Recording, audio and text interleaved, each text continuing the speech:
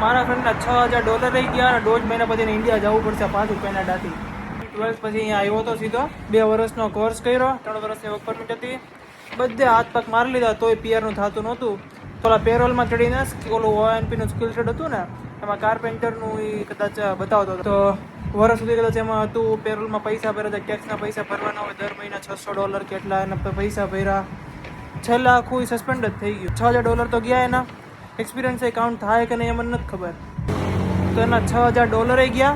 બીજા બધા ઓપ્શન કદાચ એક્સપ્લોર કરી શકતો હતો, એ ટાઈમે ગયો. આમાં 1.5 મહિના પછી ઇન્ડિયા જઈ જાય પાછો. તો $6,000 જેના સેવિંગ્સમાં થઈ શકતા હતા ને એ પણ નથી.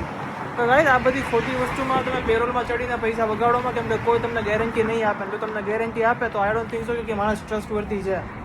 તો તમને લાગતું હોય કે તમારા પીઆર થવાના ચાન્સીસ બહુ ઓછા છે, તો ગાઈસ બંને એટલું લીગલી તમે કામ કરો, પૈસા ભેગા કરો, પૈસા તમે સેવ કરો. કેમ કે અહીંયાનો એક્સપિરિયન્સ તમારે કાઉન્ટ થઈ જશે ને, તમે ઇન્ડિયા જઈને પણ એક્સપિરિયન્સ શો કરીને પાછો પીઆર ફાઇલ અપ્લાય કરી શકશો. તો ગાઈસ હવે ઇલીગલ રસ્તામાં જાઓમાં જો IRCCને ખબર પડી ને તો તમારી ફાઇલ એ લોકો રિજેક્ટ કરી નાખશે, બેન લાગી જાય. તમે ઇન્ડિયા જઈને લીગલી એક્સપિરિયન્સ કરીને અપ્લાય નહીં કરી શકો. તો એની કરતાં પૈસા સેવ કરો, બંને એટલું તમે સેવ કરો. ખબર છે કે પીઆરના ચાન્સીસ ઓછા છે, તો એની કરતાં બંને એટલું કામ કરો, પૈસા સેવ કરો, તમને જ પાછા જઈને કામ લાગશે.